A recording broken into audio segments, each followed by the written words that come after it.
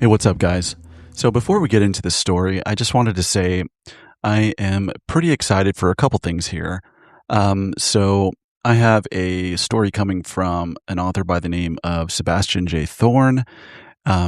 Story is called Dreadfall. He is a published author. You can find this on Amazon, and I'm excited to read it because it is like a dark fantasy, kind of like medieval theme. I'm super stoked on that. The other thing is, um, with with me being so excited to do these episodes and kind of the feedback I got and some of the things people are saying currently, I've decided to upgrade my microphone again. Um, so I've invested more money into getting a Shure microphone. I've always wanted one. It's kind of like the end all be all microphone. It's really exciting for me, for someone who does stuff with their voice, and I'm really, really excited to show you guys after it gets here. It'll be here, I think it's set on the 11th, which really sucks. That's like a week and a half away, but it'll have to do. And I'm completely changing around how my setup is working. So I've got to, because before, like, okay, so let me give you a quick breakdown. So right now I am using it's a cheaper microphone, but it is a dynamic microphone. And I was using, I think in the first two episodes, I was using a condenser microphone. And if you don't know anything about microphones, condensers are absolutely amazing for narration or voiceover work, but they pick up a lot of stuff. They pick up a lot of noises. Like if the AC's on, picks it up. If you hear a cat meow in the background, it's going to pick it up. You are clacking away on your computer, it's going to pick it up. With a dynamic mic, since it is so directional and it has like noise canceling capabilities based on the direction of your speaking, um, if you're speaking directly into the mic like I am, it's going to pick up your voice regardless of what direction you speak into it. But its orientation is what allows it to cancel the noise from side to side, which is really, really cool. So if somebody's like in the next room next to you and they're like a complete 90-degree angle from you, it's going to pick up very, very little. And I think that's really cool about dynamic mics. Not only that, it dynamic mics you can do like metal vocals on. And so I'm definitely going to fuck with that. So that little bit gets me excited. This one's a dynamic mic as well, but it's not a Shure. Let's just put it that way. So I'm super stoked on that. It'll be running a XLR cable, which is pretty much the standard, but I'm poor. I I can't I haven't been able to afford any of that stuff. So I've been running like a USB microphone, which cuts down the quality a significant bit, doing it that way. But you use what you can use and you use what you have. So that's what I had, and that's the best I could give you. So my voice, if you guys think it's good, it's just because I've fucked with so many different EQs, plugins, and stuff like that to get the voice that you hear the way you hear it. And it's going to be really exciting to get a microphone that can record my voice in such an awesome clarity that it makes the stories that much better. So I just wanted to give you a quick update. I'm super excited. I hope you guys are too, because quality of voice and the story just goes up with a better microphone. So, if I ever get to the point where people want to support me, that's where the money will go. It will go into software and hardware. Whatever makes my voice that much better for you guys. But yeah, those are the things I have, and I'm excited to share with you guys. And I think what I'm going to do in the future with these episodes is, I know in these most recent ones I've been talking for a few minutes before I get to the story. But I think what I'm going to do, and it gives an opportunity for people who just want to hear the story and dip out, the opportunity to do that, which is totally fine. I get it. People want to hear a story. They don't want to hear me ramble.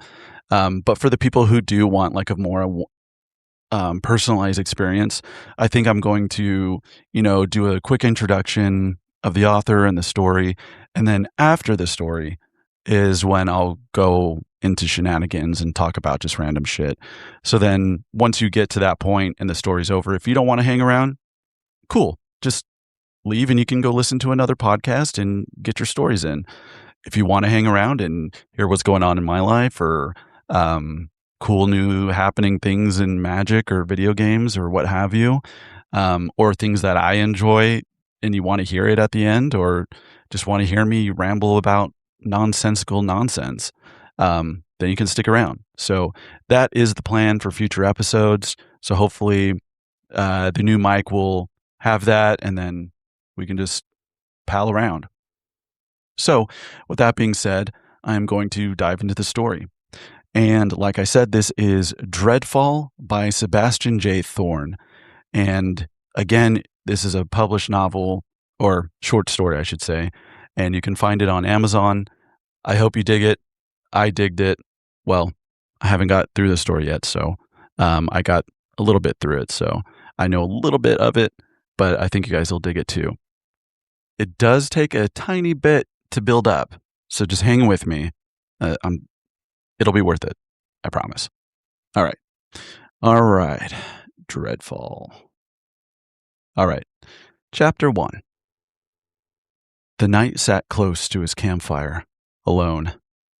The land was still, silent. Darkness pressed in from all sides, held at bay only by the weak reach of the firelight. Campfires served two purposes: to keep him warm and to keep the demons away. They despised light in any form. Perhaps the world did too. The only time the sky revealed itself was during lightning storms. In those rare flashes, the colossal leviathan hanging in the clouds became visible, its immense, otherworldly form outlined in white light. People once feared it. Now they felt nothing at all. Since its arrival 9 years ago, the leviathan hadn't moved. It simply floated there, motionless, its tentacles lazily swaying around its body, details lost in the clouds. Some said it could be seen from even beyond the great waters. The knight's rusting armor groaned as he removed it, using only his one remaining arm.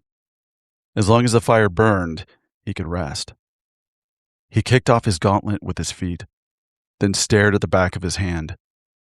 Branded into his skin was a symbol, a cross with a circle atop it, emblem of his devotion to his lord, a permanent reminder of the days before the long night.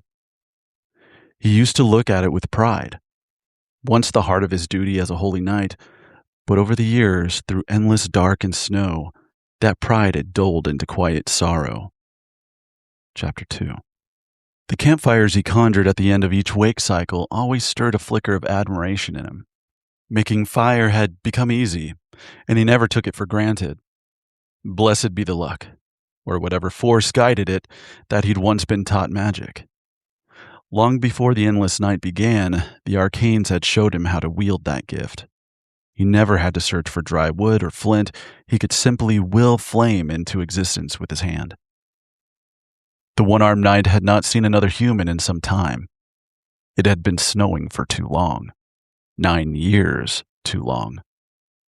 Most people died off. The snow had kept them still. Thrusting his sword into the ground was never difficult. The blade was mighty, able to cut through nearly anything. He kept it close so he could see his reflection in the steel. The knight cleared his throat, though it did little to make him sound less hoarse or tired. "Hey," he said to his reflection. The reflection, ever faithful, responded kindly. "How are you?" he asked. He waited as if his friend might really answer, then smiled faintly. "That's good." He looked down at his hand, the branded mark still faintly visible. "Days like these, I wish I'd learned more magic," he murmured. "Could have talked to animals or grown vines from the ground. But no, I wanted to light torches for guard duty. Impress her. Maybe I can find more answers to bring Elizabeth back to fix all this in the Holy City." A friend gave a half smirk, unsure how to comfort him. As they talked, a twisted cacophony of screams and mirthless laughter echoed from the darkness beyond. The knight stiffened. He recognized the sound immediately. The demons were calling again. Trying to bait him into the void, it had been so long since they'd encountered a human, they were starting to forget how to mimic one. The knight awoke to find his backside dusted with a thin layer of snow, a cold contrast to the warmth that still clung faintly to his chest and limbs. As with every new wake cycle, he began the routine, strapping on his armor piece by piece and eating what few scraps of food he'd scavenged the day before. Hunger gnawed at him. His stomach grumbled in protest, but there was no more to give. Water, at least, was never an issue. A scoop of snow in his palm, coaxed into liquid by the heat he could conjure, became a small mercy. When he had eaten what little he could, he used his sword to hoist himself up, the effort clumsy with only one arm. Without a word, the knight stepped into the storm, vanishing into the snow-blind dark in search of the motherfucking metal-as-fuck gore tree. Nah, he doesn't say that. He just says in search of the gore tree, but I thought that was metal as fuck. The gore tree. Fucking gore tree. Yeah, that's pretty sick. All right, let's carry on. As he distanced himself from the campfire, he could feel the darkness's great maw swallowing him entirely. The sound of snowflakes making contact with his clinking armor and the occasional thunder booming in the distance was all the knight had for sounds if he wasn't talking to his friend or fending off demons. The light of the fire was long gone, and he fell into a mindless marching trance, moving forward on and on and on in his own silence till he looked up from the ground. To his surprise, he saw a light out in the distance. A light was coming from inside a small log cabin just off the side of the road. A beacon of hope, companionship. He smiled with anticipation, perhaps a group of holy knights or maybe a lone hermit. Years of solitude battling the darkness alone, no more. He bolted into a sprint, flinging the door wide open. He saw half-eaten meat roasting over a fire pit in the middle of the room. Books piled high everywhere. Off to the side, he heard the desperate sounds of choking and gasping. The knight turned toward the corner of the room and saw a rope cinch tied around a man's neck. A chair toppled beneath him. The man's eyes bulged, his entire body writhing, legs kicking in a frantic search for footing. "I'll help you!" the knight cried. He rushed forward, but the man kicked him in his chest, forcing him back. "It's your fault. It's your fault," the man choked out, his final words. The knight collapsed to the floor, stunned. The man's gasping slowed. His limbs fell slack, and the violent kicking ceased. The knight stared at the corpse, holding his breath. The silence grew oppressive, broken only by the soft, grotesque sway of the body. The rope strained audibly under the weight of death, each slow oscillation like a sigh of grief. The knight stepped onto the chair and cut the man down. He shook the man's shoulder, as if trying to wake him from a deep, unnatural sleep. "Come on. No. Please, no," the knight begged. No matter how much he pleaded, it changed nothing. He held the corpse in his arms, studying the features of the stranger.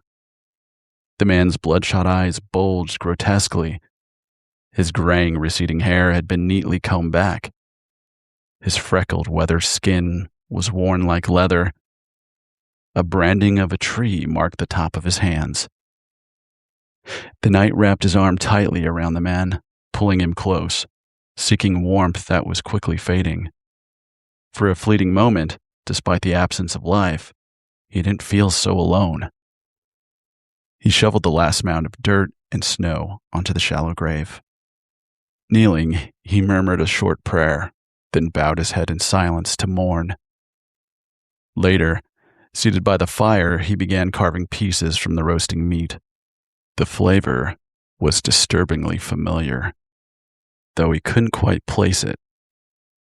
But then, a closer glance confirmed what his tongue had already suspected. One of the charred cuts bore a vague shape, perhaps a foot, the toes removed. The butchering was crude, but the implication was clear. Human flesh. Still, the knight was untroubled. Survival mattered more than horror. He had to reach the gore tree.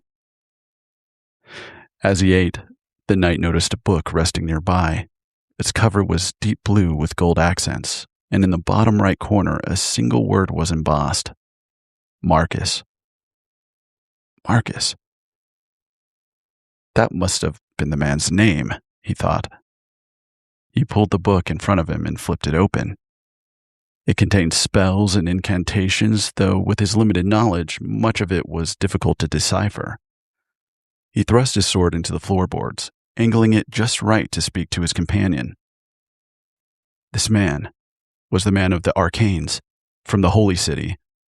Why would he be way out here? What do you think? His reflection friend gave only a shrug. Still, something gnawed at him. The man's final words, "It's your fault," felt uncomfortably pointed. The knight studied the corpse again. The face didn't stir any recognition, yet the accusation lingered. Could I have reminded him of someone? Curiosity bloomed into urgency. The knight began sifting through piles of books, scattered papers, and old artifacts in search of answers. Then he froze. Something stopped him mid-motion. His eyes locked on it like a deer caught in torchlight. A crimson, coagulated leather tome lay among the clutter. Its cover was bound in red so dark it bordered on black, and at its center an eerie tree was embossed. Its branches twisted and writhed unnaturally.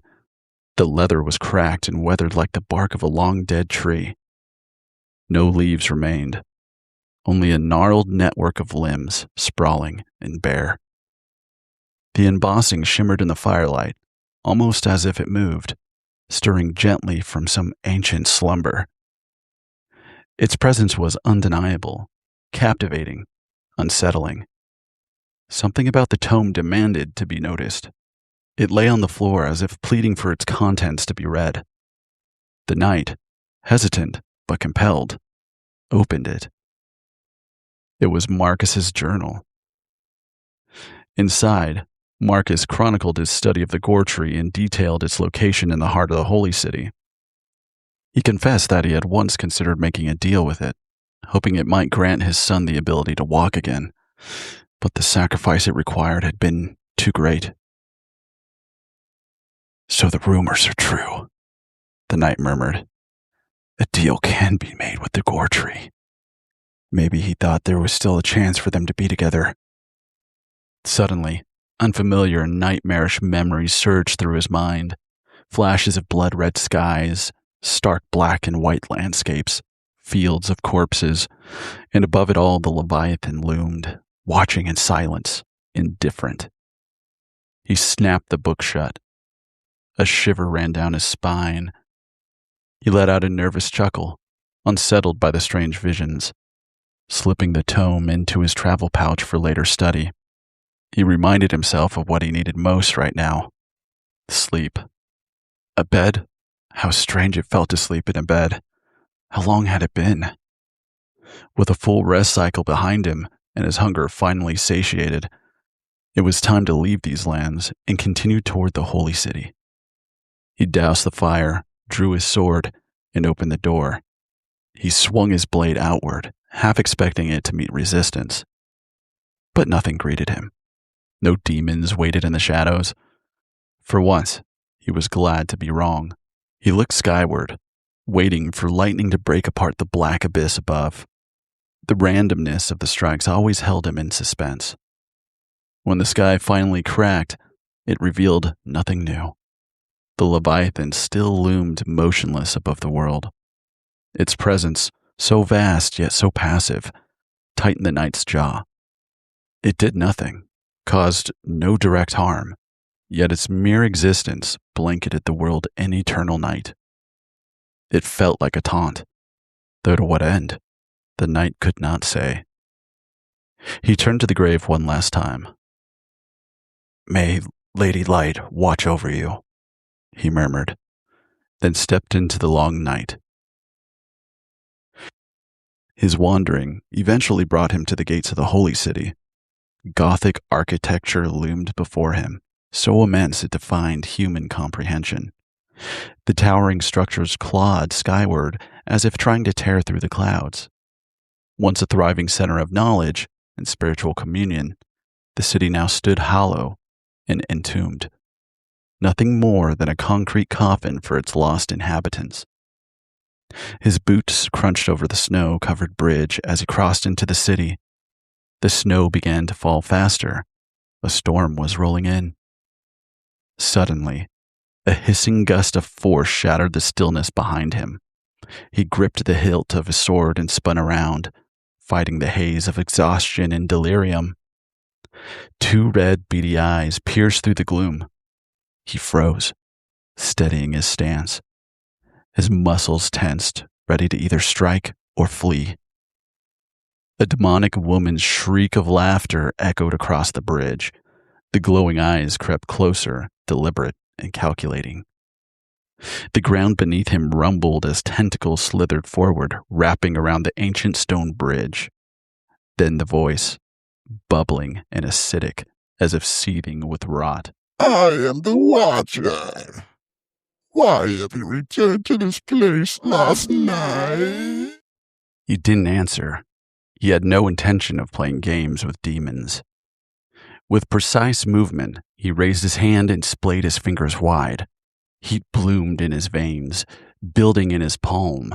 A fireball took shape, growing larger, brighter, an inferno born of defiance. Without hesitation, he unleashed it. A wall of fire erupted across the bridge, scorching the path before him with deadly intent. The demon shrieked in pain, not only from the fire, but from the deep loathing of the light.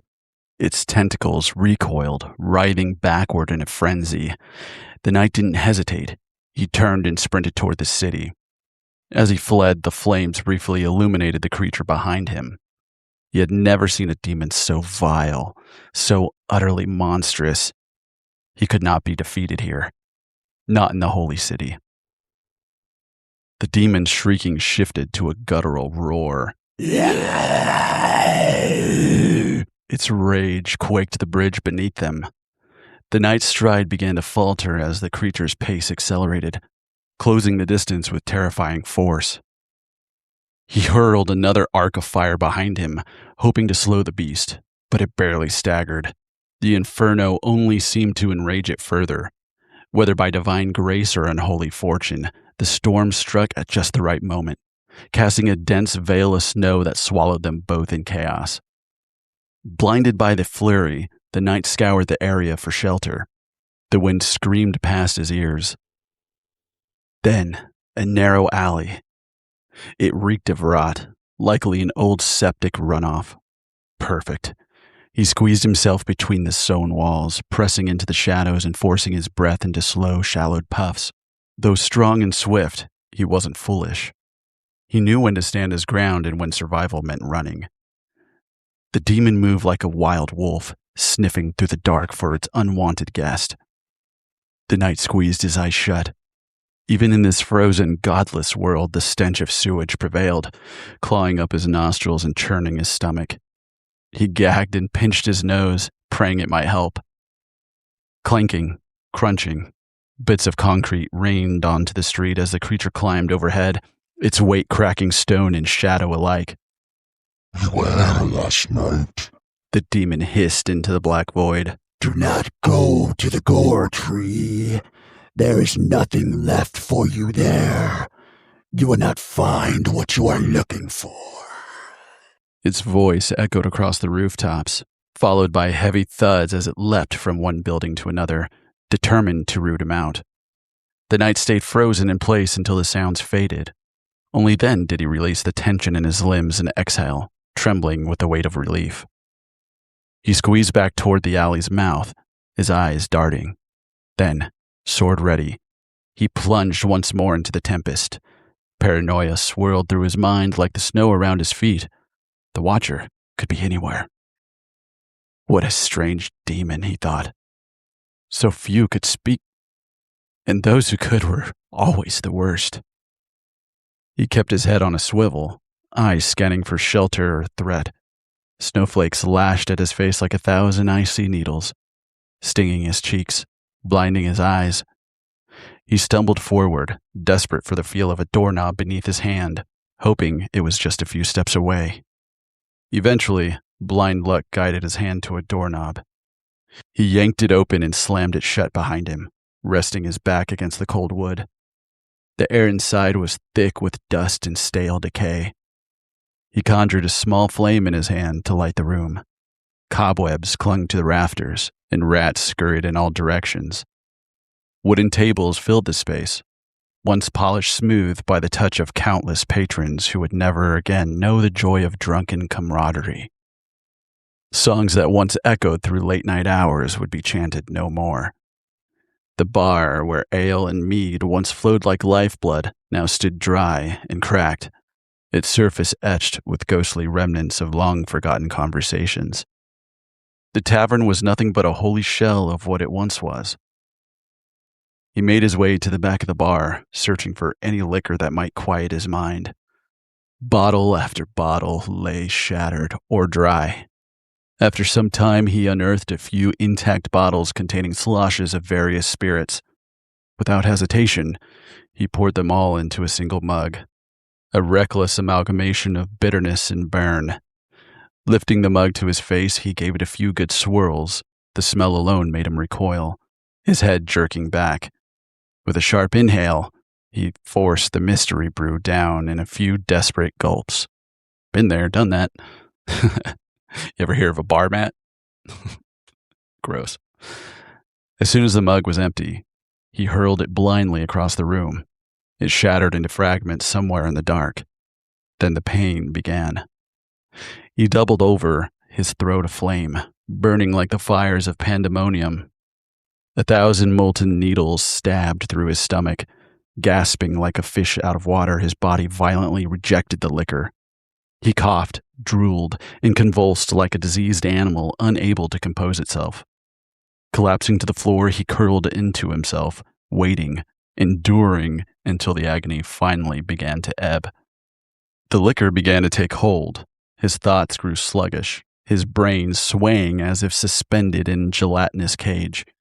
Vision doubled, balance faltered. A flushed smirk crept across his face, followed by a low, rolling chuckle.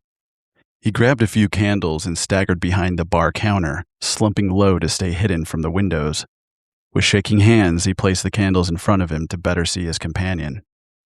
He slid his sword from its sheath and drove it into the floorboards, creating a familiar perch from which to speak to his reflection.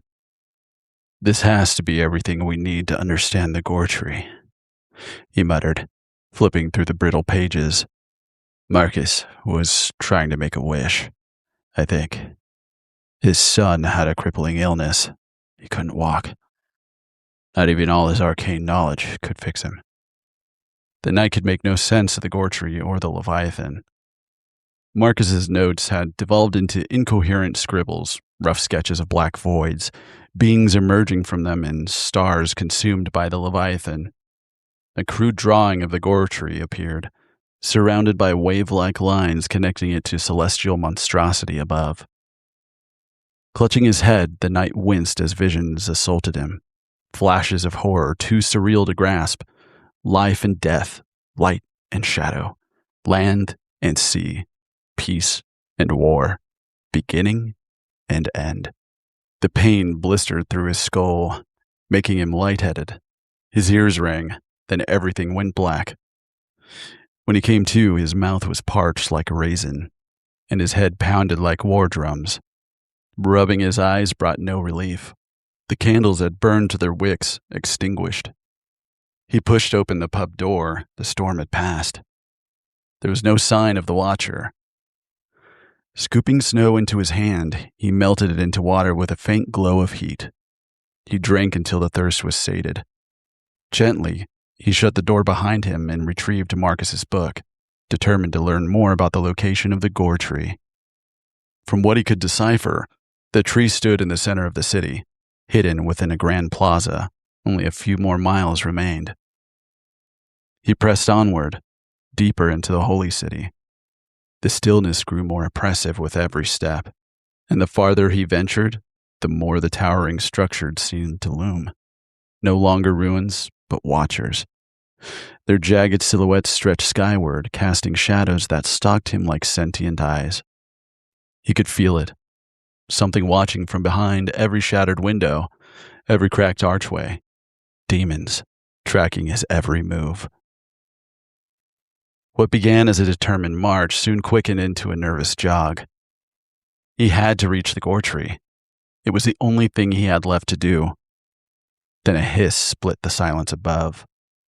He froze. His boots skidded in the snow as a sudden blaze swelled in his palm, fire crackling and warm against the cold dread pressing in around him. He scanned the rooftops, searching. There, two red eyes glaring from a high spire. So words did not abate your decision to come to the gore tree? The acidic feminine voice called down. I knew you couldn't resist coming back here. Most ephemerals can't. The demon crouched, poised to leap. Lightning burst behind her like a curtain of white fire, casting her monstrous silhouette in stark relief. The knight stared back, locking eyes with the creature. His mind raced. He needed an escape route. Thunder cracked overhead. He hurled a spire of fire at the demon, not to strike, but to distract, then bolted, sprinting toward the plaza with every shred of strength he had left. His breathing was quick and shallow. His legs pushed forward with every ounce of strength they had left. Behind him, demonic shrieks tore through the air as the creature pounced into the city streets. Tremors shook the ground beneath his feet. He dashed toward another alley, but the demon was faster this time, blocking the route. Its tentacles whipped around his leg, dragging him towards its gaping, unhinged maw. The knight thrust a surge of fire through its throat. The demon wailed in agony, hurling him down the street. He rolled several times before struggling to his feet. Pain pulsed through his left ankle. He couldn't run. Gritting his teeth more in frustration than pain, he hobbled forward as fast as his leg allowed. The muscles burned, faltering with each step. Desperate, he began shedding everything that slowed him down. His sword, his gauntlet, his breastplate, even Marcus's book. The relief in his leg was immediate. It thanked him for the sacrifice. He spotted an opening to the plaza just ahead. Gritting his teeth, he begged his injured leg to hold out just a little longer. The earth trembled again, a grim reminder that he wouldn't need much more convincing. Glancing over his shoulder, he saw the looming shadow of the watcher descending upon him. The tremors intensified and the shrieks grew louder. His leg turned to lead, rigid and pulsing with pain, ready to burst.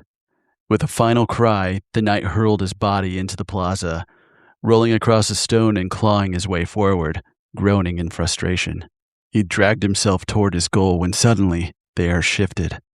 The storm fell away. Silence swept through the plaza like a shroud. He froze. Dozens of dead birds lay scattered across the ground. The tremors had stopped. The shrieking gone. He sat up slowly and turned to look back at where he had entered. Nothing was coming for him. The stench of carrion and death filled his nose, twisting his face in disgust. Then, unexpectedly, a wave of warmth touched his hand. Fleshy, pulsing. He looked down.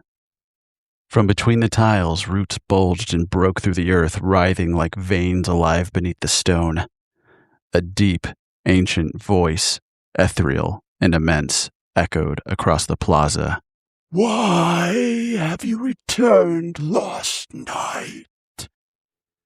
Did my gift not quell your troubles.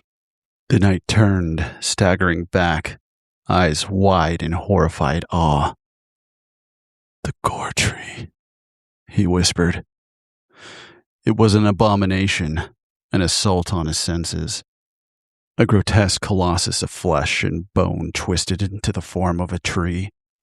Its colors were unnatural, patchworked with brown, yellow, white, and green.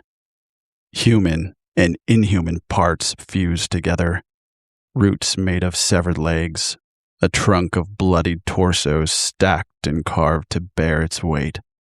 The branches were assembled from cleaved arms coiled together in an Ouroboros of grasping hands. From them hung rotting heads, its fruit, disfigured beyond recognition.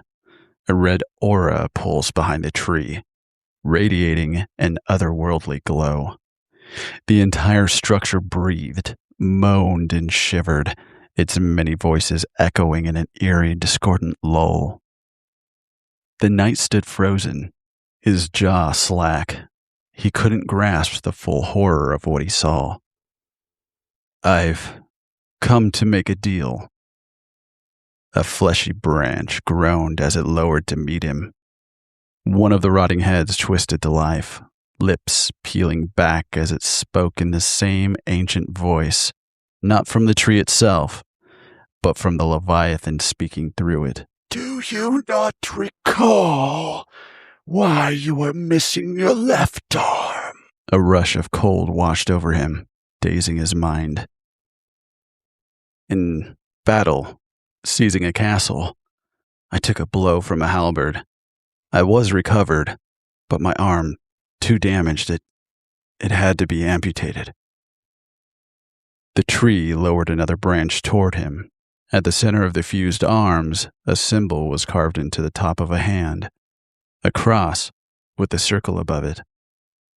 The knight's breath caught. He looked down at his own hand, the same mark. He staggered backward, trembling. No, I can't. I was taking the castle and then I... His memory grew hazy, black, and distant. The branch slowly coiled back into place. "I am what your kind calls the one in the sky," the voice said. "the Leviathan." It echoed from the tree, low and vast.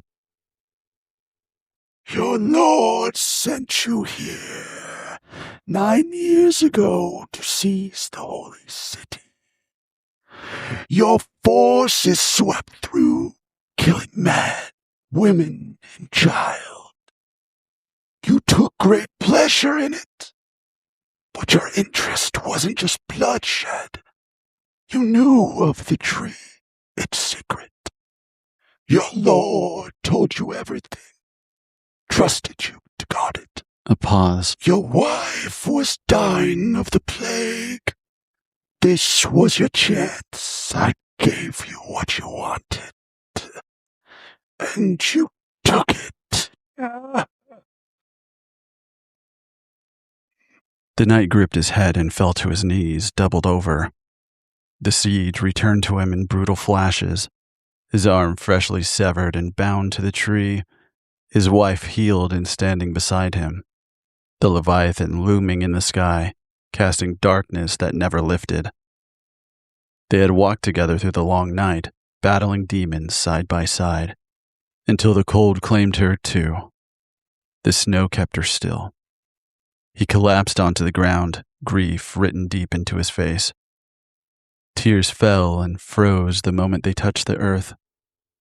Are you God?" the knight whispered. "No. What is all this for? Why do you do this? When you step on a spider, or when you pillage another's land, what do you feel?" The knight said nothing. His expression hardened. "You do not live in this universe. I merely allow you to exist in it. Strange how easily your kind invents rationality to soothe its hubris, yet how difficult it is for you to accept what truly is. So that's it? You do this because you can? Yes. The knight stood motionless for a moment, then let his body collapse, his weight hanging on the rigidity of his spine. Gritting his teeth, he forced himself upright. He lifted his hand, fingers spread wide. His veins lit up beneath his skin, glowing orange, pulsing with unbearable heat. He could feel his insides begin to cook. With every shred of strength left in his body, he unleashed a towering inferno upon the gore tree. Screaming, his voice cracked into the storm. Tears streamed from his eyes, only to vanish into mist. The tree groaned, its grotesque form blistering and melting like fleshy wax. Flames devoured its monstrous limbs, turning it to blackened char. The skin on his arm shriveled and peeled away like burnt paper. Chunks of him fell in embers and ash. But still, he did not yield. Not until the tree was wholly consumed. Visions raced through his mind. His wife, her laughter, her illness. The comrades he fought beside. The oaths he once believed in. The tree wailed in agony, its voice thick with centuries of suffering, pleading for the pain to end. The fire at last sputtered out. He could hold it no longer. Steam hissed from his outstretched arm. His blood had boiled away, leaving bone exposed between sloughing, charred muscle. The tree burned for a long while before collapsing into smoldering embers. The snow-covered ground became peppered with flakes of ash. So, was that it? So, was that it? Do you think this tree is irreplaceable? A voice ancient and mocking echoed through the smoke. I will give you what you now ask for. From the remains, the tree reached out with charred, sinewy limbs. What pieces of it still clung to form wrapped around the knight, compressing and distorting him.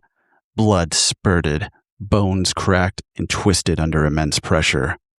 You will be the fresh start it needs. And where do trees begin?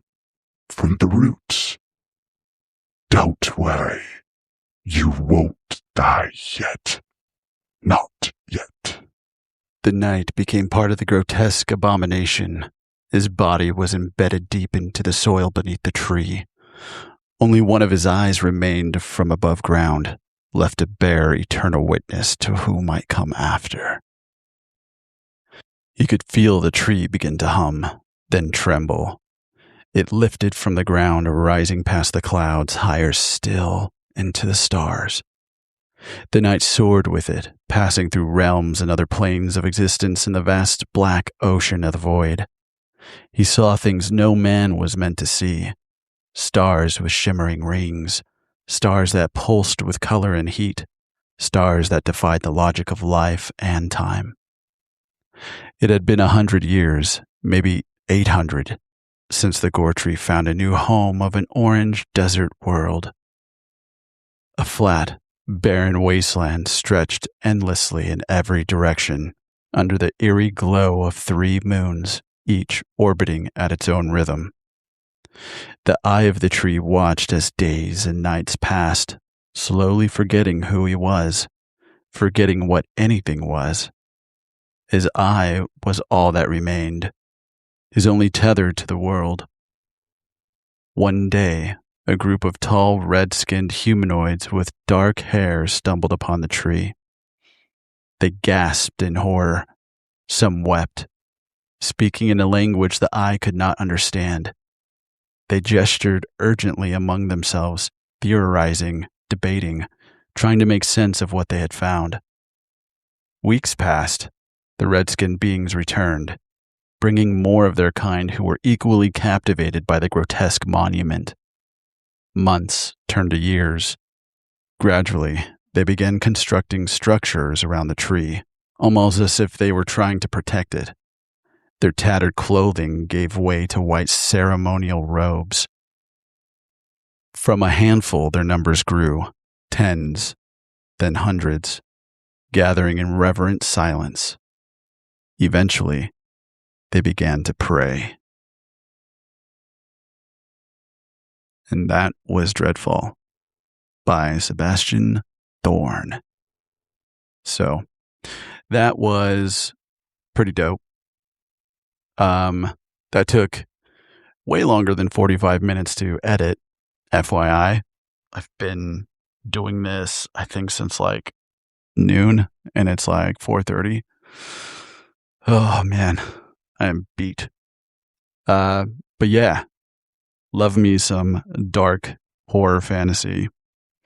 It would definitely be cool to see how it got to that point and what happens after. Like, if he went to another plane of existence through the tree, and ends up on a different world, is that world supposed to be Earth? That'd be crazy. But if they were like in this, sand type place, I don't know if that's any place in, on Earth that would have that, where people were actively living there. You know what I mean? I know we have deserts, but it's not like people live out there. Or is it kind of like a Dune type of thing where it's this planet where people pretty much live in the shade and come out at nighttime or when it's dark to do things? And then I'm guessing like this great power, what's that? What's the fucking, it's the idea of if you believe in something enough, it comes true. It's like a tulpa. Yeah, tulpa. And like the creature becomes true. I wonder if over these 100 years and hundreds of centuries or however long the tree is there, I wonder if the people praying to it eventually give it power because they believe in it so much. So then it begins the same cycle as the other one where it starts granting wishes or something like that, to where regardless of what this knight did, he tried to end it all and ended up just starting the cycle right back from the beginning. Although, it took tens and hundreds and thousands of years to get to that point. But like the tree or the being, whoever, controls the tree or gives it his power, that's how it comes to be, regardless of where it is. If enough people see what it can do, or if it's been there for, centuries or whatever, people are going to respect life that has been around for that long. At least you would think.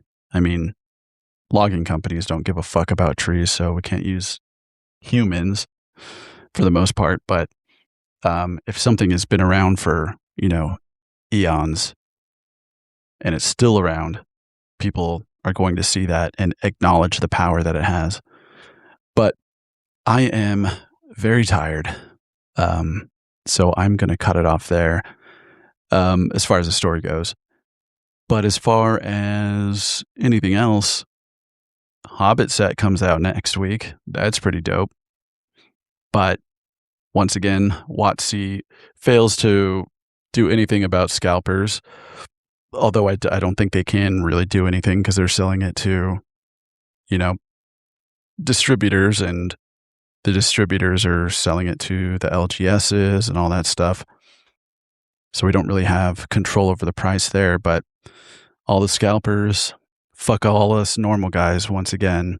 Collector booster packs or the booster boxes are like fucking almost 900, and I'm sure they're going to shoot up too because there's a lot of fucking broken cards in that set. So it just makes it inaccessible to any of us normal people unless you buy singles. And even if you buy singles, those cards are going to be outrageous.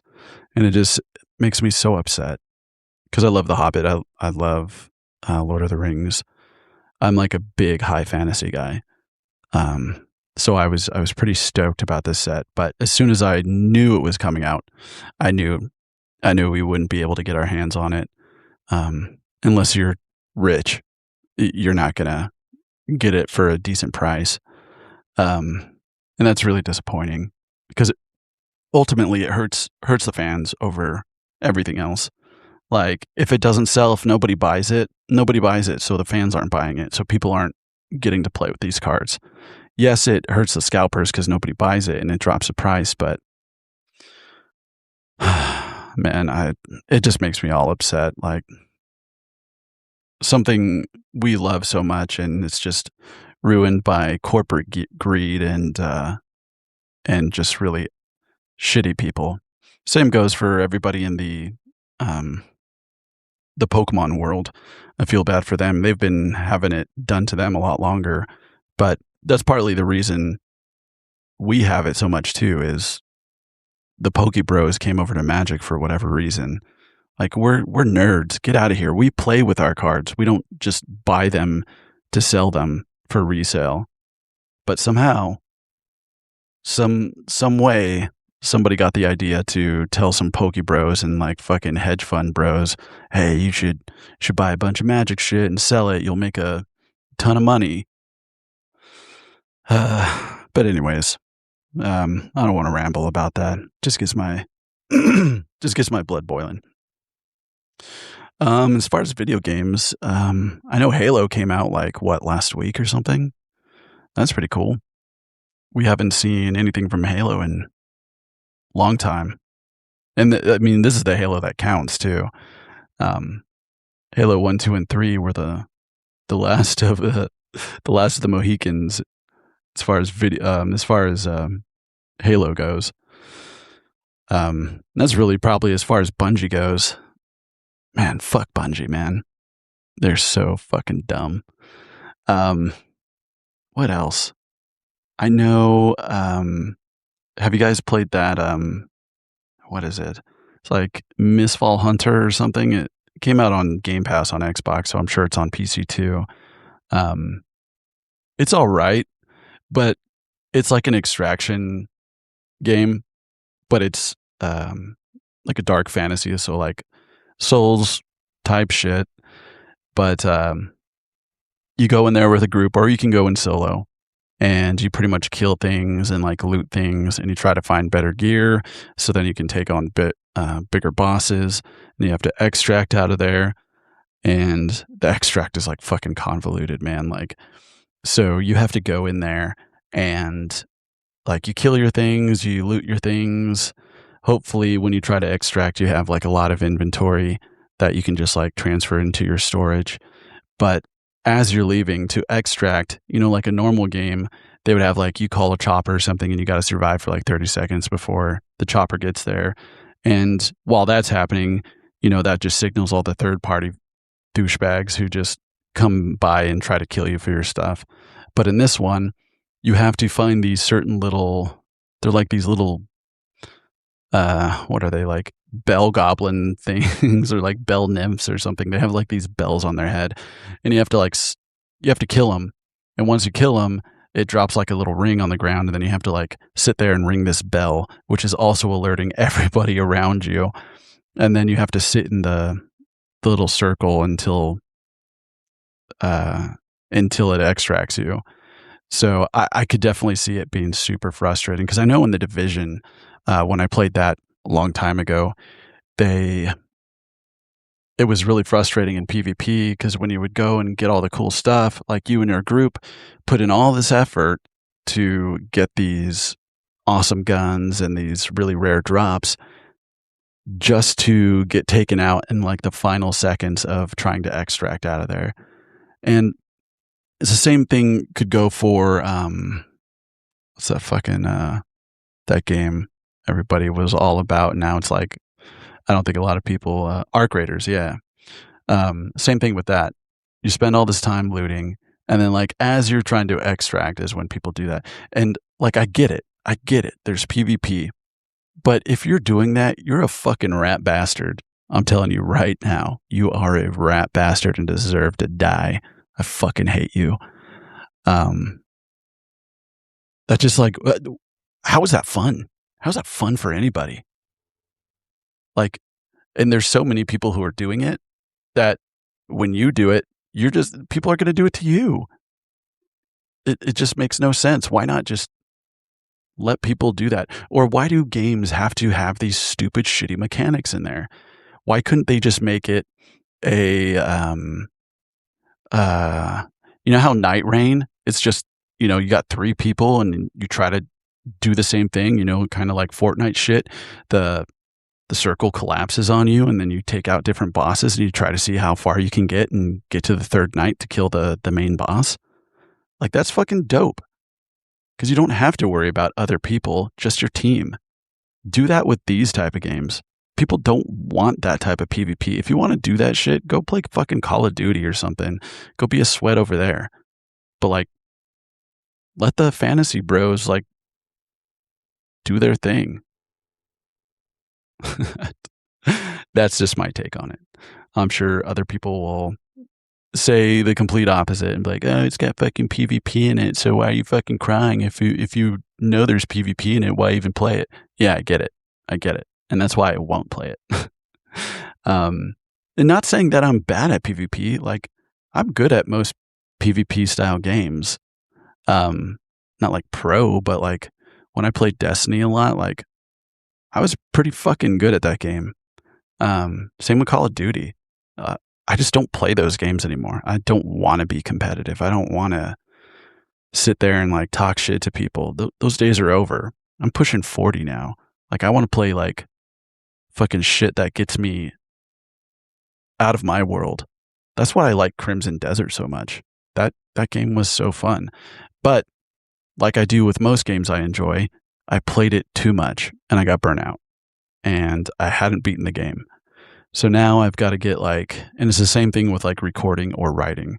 I I'll get like super into it and I'll do it and I'll do it and I'll do it for a really long time and then I'll burn myself out and then I won't do it again until I get into these like these little moods. Like you gotta be feeling it. You know what I mean? Feel me? You gotta be vibing with it. But then when you do, then you're back into the rhythm. You're back into the swing of things. But other than that, I don't really think there's any games that I really give a fuck about that are coming out. Well, fuck. I take that back because Mortal Shell 2, that game's coming out soon, and that looks really cool. Like, there was I know you guys have probably seen it. There was like gameplay of this dude walking around with a lute, and he's just playing it and just playing this lute.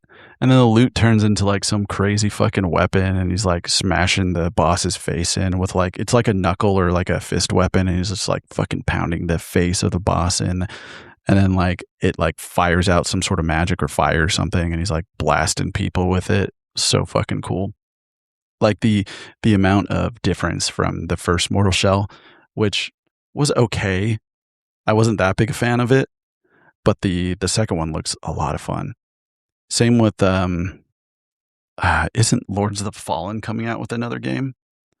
That that game was a lot of fun too, and that's a company that fucks with their demographic because that game came out so broken and so shitty, like nobody wanted to play it, and then they did update after update after update until it was like perfect.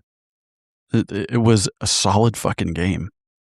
Me and my buddy, I think we played a lot of it and we finished a lot of it. But then I think another game came out or something and we ended up playing it instead and we kind of dropped it. But we had a lot of fun playing it on co-op. Um, Besides that, I don't think, well, there's what, the Wolverine game coming out. A lot of people were talking shit because he didn't look like Hugh Jackman, which I think is funny that people have just like this idea that Hugh Jackman is Wolverine in every aspect of the word. Like if he's not in the comics and doesn't look like Wolverine, oh, they'd be in an uproar. Um, but yeah, they were all pissed off about it. I think it's stupid. Because like really, he can look like however he wants, especially with, Sony being behind it. Like, Peter Parker doesn't look like Tom Holland. I'm totally fine with that. Same with Miles Morales, even though we don't have a movie Miles Morales, which we totally should, because Miles Morales is like the most broken Spider-Man. I don't know if you know, and this is going to even show my nerdiness even more. Spider-Man or Miles Morales, he has powers now that he can make like constructs out of out of his like electricity and shit, or something like that. But I saw that and I was like, are you fucking serious? Like, they've given him so many powers. He's so overpowered. Just give him like time manipulation and like multiversal powers, and then he's like God. But yeah, magic, video games, nerd stuff, fun stuff. So with that, I want to thank the author for letting me read this. This was, again, for the final time in this episode. Maybe we'll get some more from him. But this is Dreadfall, and this is by Sebastian J. Thorne.